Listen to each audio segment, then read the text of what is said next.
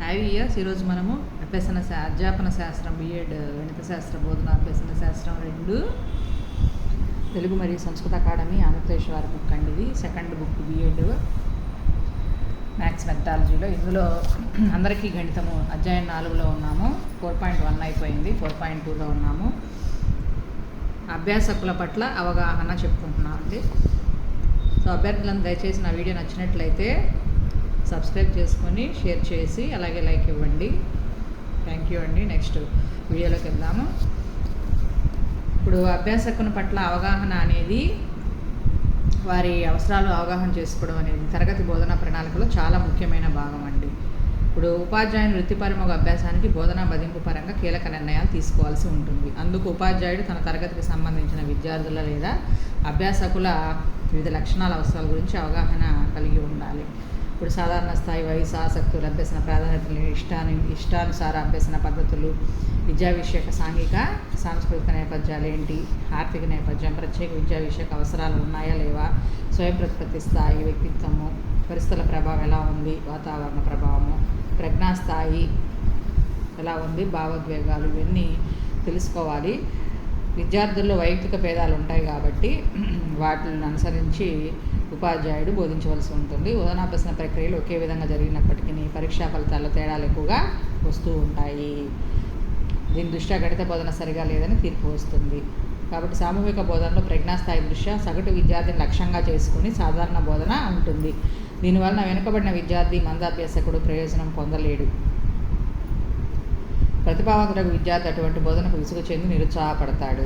అందుకని మనం అభ్యాసకుల పట్ల సరైన అవగాహన కలిగి ఉండాలని చెప్తారండి. ఉపాధ్యాయుడు ప్రస్తావించినటువంటి అంశాల్లో సాధన స్థాయి, ఆసక్తుల, ప్రజ్ఞాస్థాయి ఆధారంగా విద్యార్థుల అభ్యసన స్థాయిలను సుమారుగా నిర్ధారించాలి.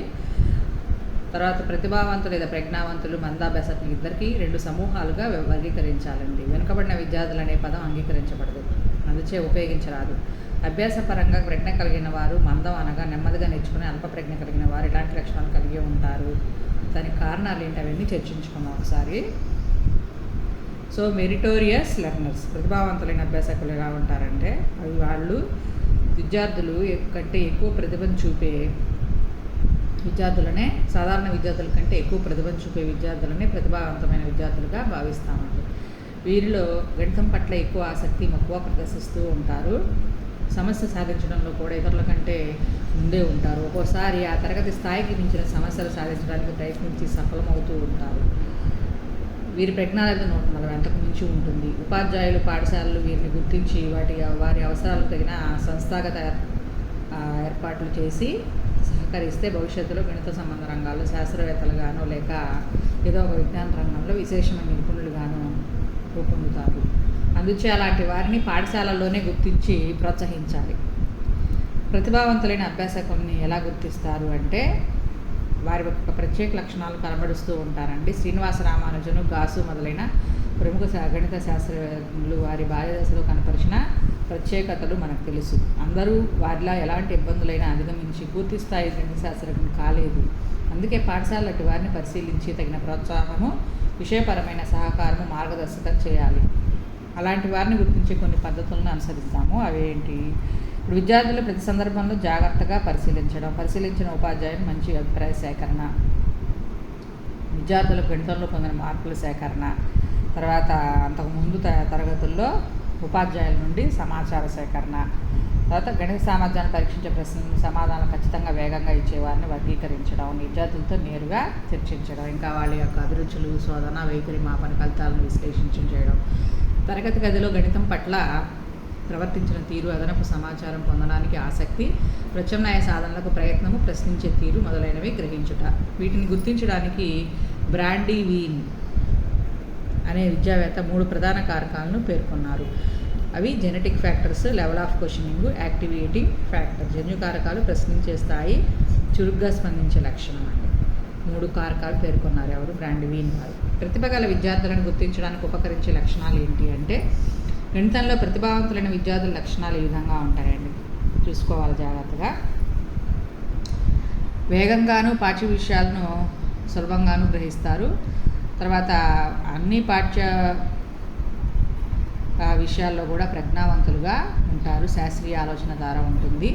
పరిశీలన అధ్యయనత శిల కలిగి ఉంటారు.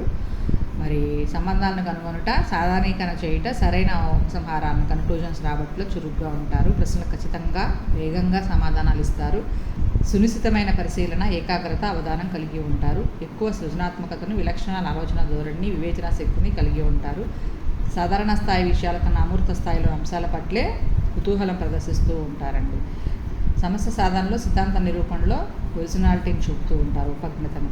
వీరి ప్రజ్ఞా లబ్ధ స్థాయి అధికంగా ఉంటుంది. ఊహాశక్తి, జ్ఞాపక శక్తి, హేతువాద శక్తుల స్థాయి వీరిలో ఇతర విద్యార్థుల కన్నా ఎక్కువగా ఉంటుంది. పాఠ్యాంశాల్లో ఎక్కువ విషయ సేకరణకు ప్రయత్నిస్తూ ఉంటారు. అందుకు తగిన ప్రశ్నలు అడుగుతూ ఉంటారు. తరగతి వయస్సు, పాఠ్య ప్రణాళిక స్థాయిలకు మించిన సమస్యలను, విషయాన్ని అర్థం చేసుకోవడానికి, సాధించడానికి ప్రయత్నిస్తారు. వీరిలో ప్రజ్ఞ సర్వతోముఖంగా కానీ, ఏదో ఒక పాఠ్య విషయంలో కానీ, కొన్ని పాఠ్య విషయాల్లో కానీ ఉండవచ్చు. ఎదుర్కొనే ప్రతి పరీక్షలో కూడా అధిక ప్రతిభ కనబరుస్తూ ఉంటారండి. ఇంకా జిజ్ఞాస అధికం కాబట్టి స్వయం ప్రకటన స్వేచ్ఛను కోరుకుంటారు. తర్వాత the committee of national council of teachers of mathematics 1957 ప్రతిభావంతులైన విద్యార్థులలో పరిశీలించదగిన లక్షణాలుగా క్రింది అంశాలను ఇచ్చిందంట. అవేంటి? గణితమందు వాస్తవిక ఆసక్తిని కలిగి ఉంటారు. శీర్షికలకు సంబంధించిన ప్రాథమిక స్థాయి చర్చలతో సంతృప్తి చెందకుండా వారు ఎంత లోతున ఆలోచిస్తున్నారో తెలిసేటట్టుగా ప్రశ్నలు వేస్తూ ఉంటారు. తర్వాత గణిత శాస్త్రానికి సంబంధించిన వివిధ భాగాల పట్ల మధ్య సంబంధాన్ని చూస్తూ ఉంటారు. మూల సూత్రాల పరంగా ఆలోచిస్తూ ఉంటారు తప్ప వివిధ ఉదాహరణలతో కాదు. చదివింది విన్నది కేవలం తిరిగి చెప్పడం కాకుండా సొంత ఆలోచనలు, ఉపగ్రతని, ఒరిజినాలిటీని ప్రదర్శిస్తూ ఉంటారు. వీరు తమ భావాలను చక్కగా వ్యవస్థీకృతమైన తార్కిక రూపంలోనూ స్పష్టంగాను వ్యక్తపరుస్తూ ఉంటారు. ఇది మౌఖికంగాను, రాతపూర్వకంగాను జరుగుతుంది. ఒకరిపై ఆధారపడరు. తమంతట తామే పని నిర్వహించుకుంటారు. ఏ పనైనా చేయడానికి వీరికి తక్కువ స్థాయి మార్గదర్శకం సరిపోతుంది.